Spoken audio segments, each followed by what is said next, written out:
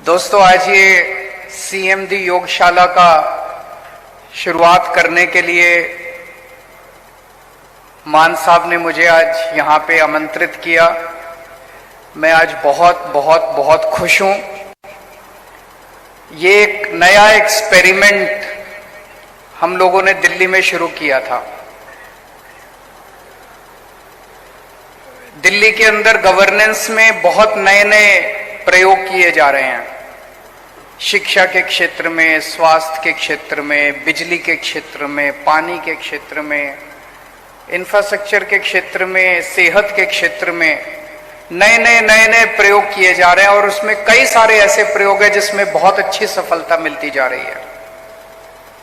और दिल्ली से सीख के देश भर के अंदर ये प्रयोग जगह जगह फैल रहे हैं।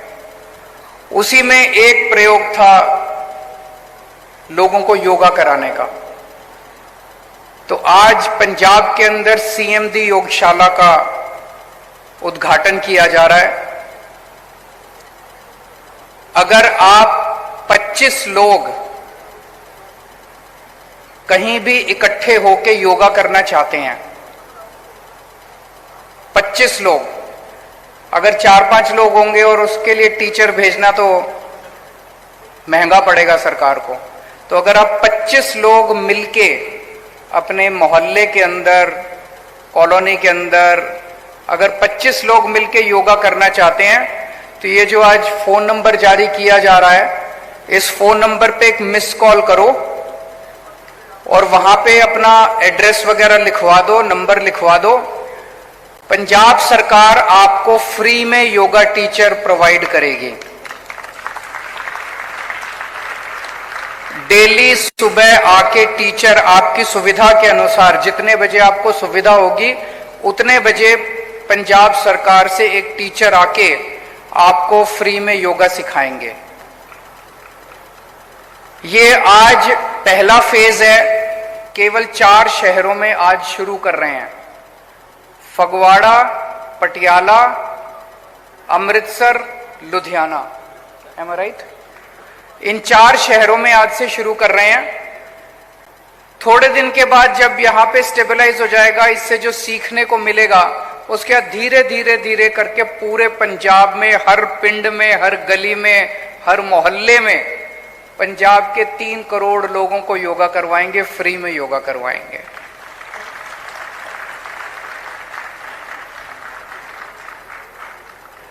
दिल्ली में भी हम लोगों ने इसी तरह से शुरू किया था। धीरे करते करते दिल्ली में 17,000 लोगों ने डेली सुबह योगा करना चालू कर दिया। 17,000 लोगों ने। और लोग इतने खुश थे। योगा से शरीर भी स्वस्थ रहता है, बीमारी नहीं लगती, चुस्ती रहती है। और योगा के अंत में थोड़ा सा ध्यान कराते हैं, मेडिटेशन कराते हैं, सांस की एक्सरसाइज कराते हैं, प्राणायाम कराते हैं, कपालभाति कराते हैं, लोम विलोम कराते हैं। उससे आदमी को बहुत मानसिक शांति मिलती है। तो धीरे दिल्ली के अंदर भी फैल रहा था। और जैसा भी मान साहब ने बताया, एक दिन एलजी साहब ने दिल्ली के अंदर योगा रोक दिया। कोई बात नहीं, रोक दिया, जरूर दोबारा जरूर चालू होगा योगा। अच्छी चीजों को कोई रोक नहीं सकता, है कि नहीं है? अच्छी चीजों को कोई रोक नहीं सकता। एलजी साहब ने रोक दिया, लेकिन मुझे पूरा विश्वास है दिल्ली में दोबारा चालू करेंगे, कभी ना कभी जरूर चालू करेंगे। लेकिन तब तक ऊपर वाले ने, जब तक उन्होंने दिल्ली में योगा रोका, तब तक ऊपर वाले ने हमारी पंजाब में सरकार बना दी। तो हमने पंजाब में योगा शुरू कर दिया। कहां रोकोगे? अच्छा काम तो कोई रोक नहीं सकता। काम रोकने वाले से काम करने वाला ज्यादा बड़ा है। वो काम रोक रहे हैं, हम लोग काम कर रहे हैं, लोगों के लिए काम कर रहे हैं। तो मैं उम्मीद करता हूं कि पंजाब के लोगों को इससे बहुत फायदा होगा। हेल्थ के क्षेत्र में बहुत काम चल रहा है। जैसा भी मान साहब ने आपको स्टेटिस्टिक्स बताए कि 504 मोहल्ला क्लिनिक अलग अलग इलाकों में शुरू हो गए। ये अभी केवल शुरुआत है। 504 शुरू हो गए, अभी अपने को 3-4 हजार मोहल्ला क्लिनिक पूरे पंजाब में खोलने हैं।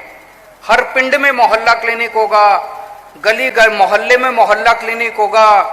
आपका सारा इलाज उसमें मुफ्त होता है। मोहल्ला क्लिनिक में आप जाओ, वहां सारी दवाइयां मुफ्त होती हैं, टेस्ट मुफ्त होते हैं, डॉक्टर मुफ्त होता है, सलाह मुफ्त होती है।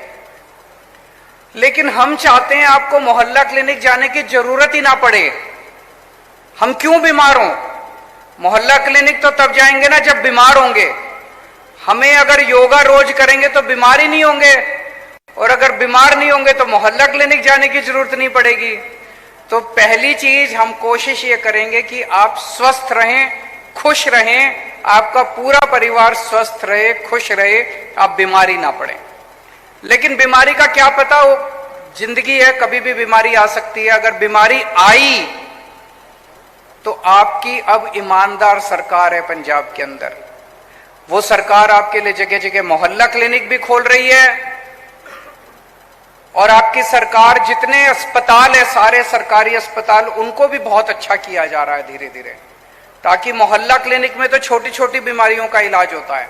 अगर कोई बड़ी बीमारी लग गई तो आपके जितने बड़े सरकारी अस्पताल हैं उनको भी शानदार बना रहे हैं। वहां भी आपका सबका सारा इलाज मुफ्त होगा, चाहे कितना भी बड़ा ऑपरेशन हो, कितनी भी महंगा ऑपरेशन हो, कितना भी महंगा इलाज हो। धीरे धीरे करके पंजाब के सारे सरकारी अस्पतालों को इतना अच्छा कर देंगे कि आपको कोई पैसा देने की जरूरत नहीं पड़ेगी। पिछले 1 साल के अंदर कई सारे काम किए हैं, लेकिन लॉ एंड ऑर्डर में जो काम पंजाब के अंदर हुआ है वो बहुत काबिले तारीफ है। पिछली सरकारों के टाइम पे इतना बुरा हाल था पंजाब के अंदर, लॉ एंड ऑर्डर का इतना बुरा हाल था। जब सरकार संभाली तो पता चला इतने गैंगस्टर्स चारों तरफ, इतने अपराधी थे चारों तरफ। पता चलता था ये वाला गैंगस्टर उस नेता का उस पे हाथ है, इस वाले गैंगस्टर का उस पार्टी का हाथ है, इसको नहीं पकड़ सकते, उसको नहीं पकड़ सकते। हमारा किसी के ऊपर हाथ नहीं था।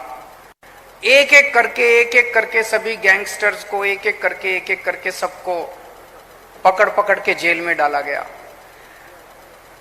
पंजाब के अंदर सुनते थे कितने सालों से बेअदबी का इंसाफ नहीं मिल रहा था।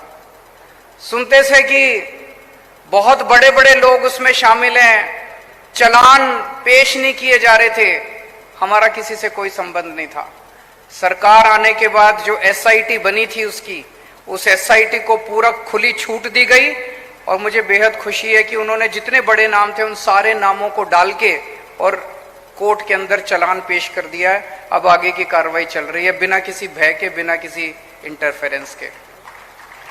सुनते थे कि एक एसआईटी बनी थी, उसने नशे के खिलाफ जांच करके 4 लिफाफों के अंदर अपनी रिपोर्ट कोर्ट में पेश की थी।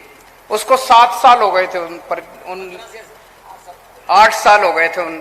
उन लिफाफों में बंद था कि पंजाब के अंदर नशा क्यों हो रहा है, कौन इसके अंदर है। इसकी सरकार आई, उन्होंने भी वो कोर्ट को कहा नहीं जी नहीं, ये लिफाफे नहीं खुलने चाहिए। उनकी सरकार आई, उन्होंने भी कहा नहीं जी नहीं, ये लिफाफे नहीं खुलने चाहिए। हमारी सरकार आई, हमने कोर्ट को कहा जी सारे लिफाफे खोल दो, हमारे को कोई डर नहीं है। और कल मुझे पता चला कि कोर्ट ने सारे लिफाफे खोल दिए। अब जितने लोग पंजाब के अंदर नशे के अंदर मास्टरमाइंड है, सबको एक एक करके पकड़ पकड़ के जेल के अंदर डाला जाएगा। अभी पिछले 1 महीने से आप लोग देख रहे हो किस तरह से मान साहब ने बड़ी मैच्योरिटी के साथ और बड़े कठोर कदम उठा के ये मैसेज दे दिया कि पंजाब की शांति के साथ कोई भी खिलवाड़ करेगा तो उसको बख्शा नहीं जाएगा, चाहे कोई भी कितना खूंखार आदमी हो और चाहे कोई भी कितना शक्तिशाली हो। पंजाब की शांति के साथ किसी को खिलवाड़ करने की इजाजत नहीं दी जाएगी। और पिछले 1 हफ्ते से आप लोग देख रहे हो देश के अलग अलग हिस्सों के अंदर से खबर आ रही है, रामनवमी के मौके पे पता चल रहा है वहां दंगे हो गए, वहां दंगे हो गए, वहां दंगे हो गए। पंजाब में एक भी दंगा नहीं हुआ। पंजाब में शांति है। तो आज जो हमने पुरानी पार्टियों से पंजाब संभाला था, लिया था, उस वक्त बहुत सारी समस्याएं थी। मैं ये नहीं कहूंगा सारी समस्याओं का समाधान हो गया, अभी बहुत कुछ करना बाकी है, हर क्षेत्र में बहुत कुछ करना बाकी है। लेकिन पिछले 1 साल में लॉ एंड ऑर्डर के ऊपर जितना काम हुआ है वो काफी काम है और आगे और काम करना है। लेकिन अच्छा काम होगा, सही रास्ते पे चल रहे हैं, क्योंकि अब पंजाब के अंदर ईमानदार और अच्छी नीयत की सरकार है। इसके अलावा बहुत सारे, जैसे अभी मान साहब ने बताया, पहले अगर बारिश में फसलें बर्बाद हो जाती थी, कितनी बार हुआ ऐसे, किसानों की फसलें बर्बाद होगी। मुझे याद है जब हम चुनाव के दौरान गांव-गांव के हर पिंड में जा रहे थे, लोग बताते थे जी कोई सुध लेने वाला नहीं होता था, कोई पूछने वाला नहीं होता था अगर फसलें बर्बाद हो जाती थी। पहली बार ऐसे हो रहा है कि 15-15 हजार रुपए एकड़ के हिसाब से मुआवजा मिल रहा है और हाथ की हाथ मिल रहा है।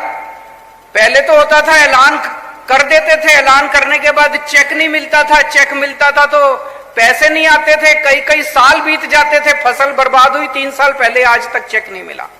अब हाथ की हाथ आपको चेक मिल रहा है, क्योंकि आपकी अपनी सरकार है, आपके अपने लोगों की सरकार है, आपका ख्याल रखती है।